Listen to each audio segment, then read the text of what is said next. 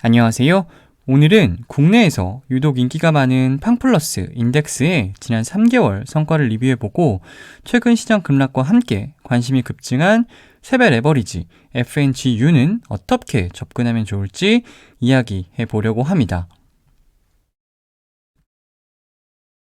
팡플러스 인덱스를 추종하는 대표적인 ETF, ETN 상품은 다음과 같습니다.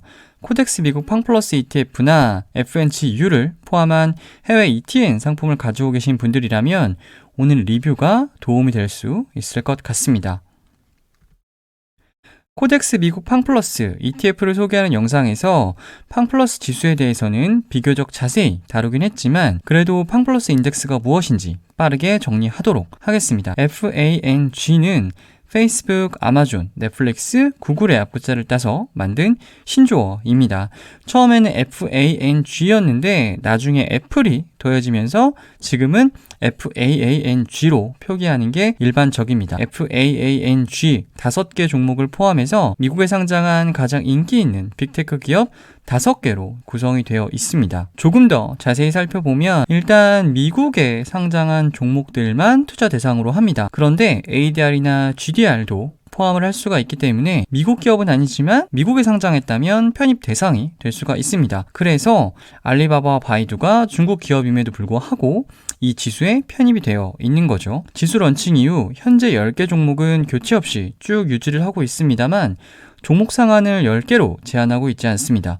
실제 10개는 팡플러스 인덱스를 구성하는 최소한의 종목수이기 때문에 향후 종목수는 더 많아질 가능성도 있습니다. 동일 비중으로 투자를 하는 게 원칙인데요. 현재는 10개 종목이기 때문에 한 개 종목 비중이 10%이지만 11개로 늘어나면 9.09, 12개로 늘어나면 8.33%가 되겠죠. 지수 구성도 다시 하고 편입비도 다시 조정하는 리밸런싱은 분기마다 합니다.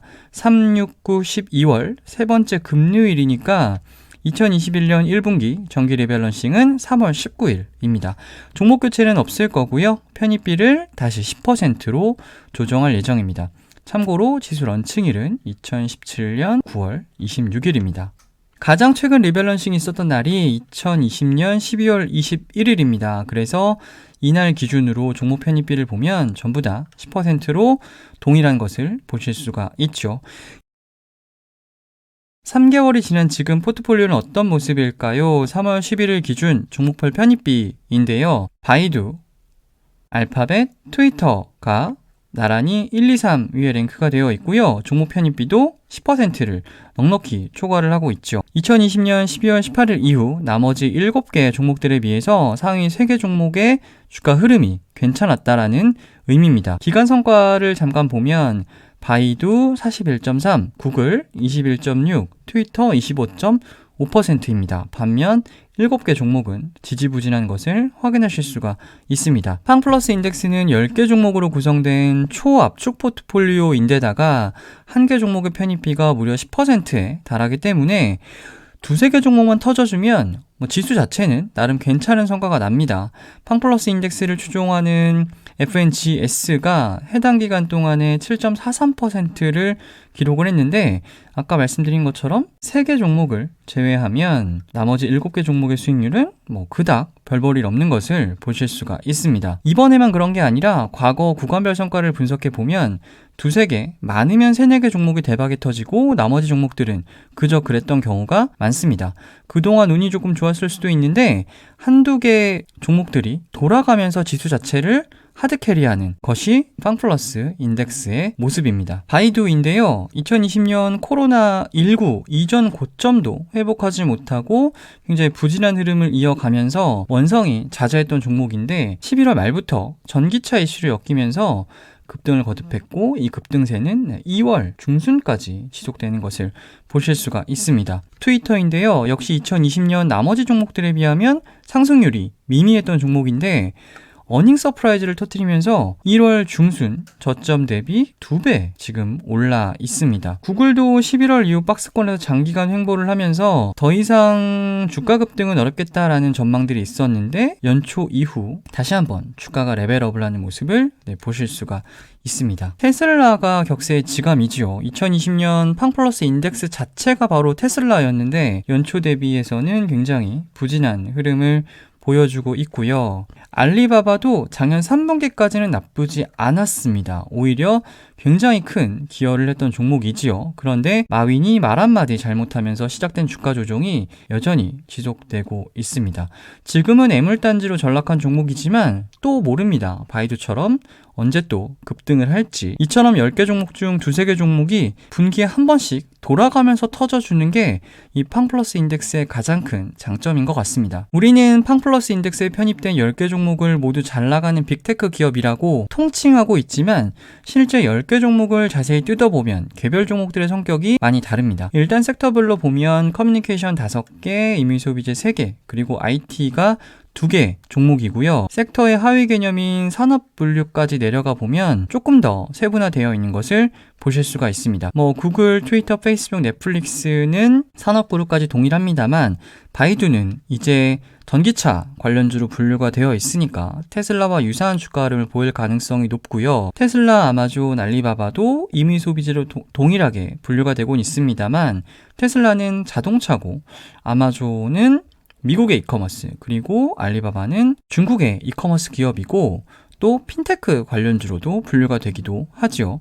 애플과 엔비디아 모두 IT지만 애플은 IT 하드웨어 종목이고요. 엔비디아는 반도체 관련 종목입니다. 이처럼 뜯어보면 나름 분산이 잘 되어 있는 포트라는 것을 확인하실 수가 있습니다. 2017년 런칭 이후 거칠 것이 없었던 팡플러스 인덱스였는데 올해는 어떨까요? 감히 시장을 예측할 수는 없지만 3월 들어 더 확고해지고 있는 기술주 성장주 조정, 경기 민감주의 반등, 이러한 흐름이 지속된다면 팡플러스 인덱스는 고전할 가능성이 높습니다. 특히 빵보다는 테슬라를 비롯한 플러스 종목들의 주가가 향후 팡플러스 인덱스의 성과를 좌우할 가능성이 높다고 생각합니다. 3월 11일 기준 팡플러스 인덱스를 한 배로 추종하는 FNGS와 나스닥 100, QQQ, 그리고 S&P 500, 스파이 연초 이후 성과를 비교해 본 건데요. 이렇게 숫자만 놓고 보면 아직도 팡플러스 인덱스 잘 나가는구나 라고 오해하실 수도 있는데 누적 성과를 보면 조금 이야기가 달라집니다. 팡플러스 인덱스는 2월 16일 고점을 찍고 계속 하락하고 있는 반면에 S&P 500은 놀랍게도 2021년 3월 11일이 고점이었습니다. 개인 투자자들은 성장주 투자를 많이 하다 보니까 마치 최근 시장이 무너져 내린 것 같은 느낌을 받으셨을 텐데 S&P 500은 전혀 데미지가 없다는 것을 이 차트에서도 보실 수가 있습니다. 팡플러스 인덱스 관련 상품이 국내에는 코덱스, 미국 팡플러스 ETF 단 하나가 있는데 미국에는 정방향 3배 레버리지부터 인버스 3배 레버리지까지 총 6개의 ETN 상품이 있습니다. 그런데 순자산 규모를 보면 FNGU, 그러니까 3배 레버리지 상품이 압도적으로 큰 것을 확인할 수가 있습니다. 한 배를 추종한 FNGS는 굉장히 미미한 수준이고 한국의 코덱스, 미국 팡플러스 순자산 규모가 훨씬 더 큽니다. 팡플러스 인덱스 관련 ETN 6개를 비교해 놓은 표를 가지고 온 건데요. 특이할 만한 점은 가장 먼저 출시한 상품이 3배 레버리지이고요. 그 다음이 2배, 그 다음이 FNGS입니다. 6개의 ETN 상품이 세상에 나온 배경을 제가 정확히 알 수는 없지만 애초에 레버리지 고객을 타겟으로 만든 상품이 아닌가라는 추측이 듭니다. ETF가 아니라 ETN이기 때문에 만기가 보입니다만 보시면 2038년이에요. 그래서 당장은 고려해야 하는 상황은 아닙니다. 레버리지는 기초지수의 일별 수익률을 2배수만큼 추종하는 것이지 기간 수익률의 2배수가 연동되진 않는다라고 적혀 있죠. 조금 더 부연 설명을 드리면 왼쪽이 기초지수이고 오른쪽이 레버리지인데요. 일간 수익률의 2배씩을 추종을 하고 있습니다. 그런데 이 해당 기간 수익률은 기초지수가 2%인 반면에 레버리지는 이에 못 미치는 3.7%라는 거죠. 일별 수익률의 2배를 추종하는 것이지 누적 수익률의 2배가 아니다라는 것은 바로 이 표를 의미하는 겁니다. 레버리지 ETF는 이러한 성격 때문에 변동성이 매우 높고 지수는 횡보 또는 하락하는 국면에서는 가급적 피하시는 것이 좋습니다. 데일리로 5%씩 오르고 내리는 가상의 지수가 있고요. 그 지수의 일간 등락률을 2배 그리고 3배씩 추종하는 ETF가 있다라고 가정을 하고 계산을 해본 것입니다. 가상의 지수는 6일 동안 0.75% 하락했는데요. 2배 레버리지는 2.97% 그리고 3배 레버리지는 6.6% 하락한 것을 확인할 수가 있습니다.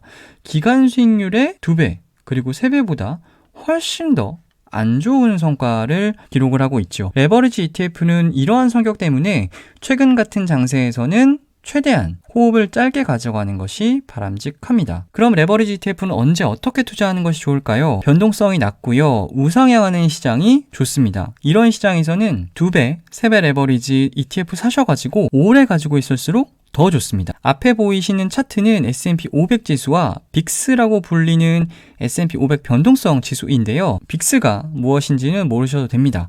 그냥 갈색선이 높이 치솟으면 시장의 변동성이 높아진 것이구나. 잔잔하게 움직이면 지금 시장은 변동성이 굉장히 낮다. 요 정도만 이해하셔도 충분합니다. 레버리지 ETF 투자하기 가장 좋은 시기는 바로 2017년이지요. 보시면 변동성 지수가 움직임이 거의 없습니다. 절대 레벨도 다른 해보다 훨씬 낮은 수준을 유지하고 있고요. S&P 500 지수는 조정다운 조정 없이 꾸준히 우상향 하고 있습니다. 2018년은 어떤가요? 지수 자체가 오른 것도 거의 없고요. 반면에 변동성은 아래 위로 요동을 치고 있습니다. 2018년은 전형적으로 레버리지 투자는 피해야 하는 시장이라고 볼 수 있겠습니다. 2020년은 코로나19 반등장 이후를 국한하면 레버리지 투자에 이보다 더 좋은 시장은 없죠. 변동성 지수가 한 번씩 급등을 하긴 하는데 전체적으로 보면 코로나19로 인한 급락장에서 급등했던 변동성 지수가 조금씩 줄어들고 있는 모습이고요. 지수도 반등이 아니라 급반등하는 시장이죠. 2017년 상승전과 비교해봐도 기울기 자체가 다릅니다. 실제로 성과는 어땠을까? S&P 500 그리고 S&P 500 레버리지, S&P 500 3배 레버리지의 연도별 성과를 비교를 해봤습니다. 제가 레버리지 투자하기 가장 좋았다라고 말씀드린 2017년을 보시면 S&P 500을 한 배로 추종하는 스파이보다 2배, 3배 레버리지 성과가 2배 이상, 3배 이상을 기록을 하고 있죠. 반대로 최악이라고 말씀드렸던 2018년은 2배 이상, 3배 그 이상으로 과되어 있는 것을 보실 수가 있습니다. 팡플러스 인덱스의 2020년은 어땠을까요? 2020년 말 기준 연간 수익률을 비교를 해보면 FNGS가 101%인 반면 FNGO는 240, 그리고 FNGU는 379%를 기록을 하고 있습니다. 9개월 수익률을 비교를 해보면 더 어메이징한데요. FNGS가 110%인 반면에 FNGU는 무려 620%가 성과가 났습니다. 6배가 넘게 난 것이죠. FNGU는 작년 모습을 재현할 수 있을까요? 그러한 기대로 FNGU를 많이 매수하실 텐데 3월 들어 더 확고해지는 기술주 성장주 조정 그리고 경기 민감주 반등의 흐름이 지속된다면 팡플러스 인덱스는 레버리지일수록 더 고전할 가능성이 높습니다. 따라서 팡플러스 인덱스 길게 보고 들어가신다면 레버리지보다는 FNGS가 더 나은 선택일 수 있고요. FNGU를 보신다면 호흡을 최대한 짧게 가져가시는 것이 낫지 않을까, 개인적으로는 그렇게 생각을 합니다. 2021년 연초 이후 FNGS, FNGO, FNGU의 성과를 비교해 놓은 건데 보시면 전형적으로 레버리지가 안 좋았을 때의 모습들을 볼 수가 있습니다. 팡플러스 ETF 분기성과 리뷰 그리고 FNGU에 대한 개인적인 생각을 다뤄봤는데요. 많은 도움이 되셨으면 좋겠습니다. ETF 읽어주는 남자, 오늘은 여기까지입니다.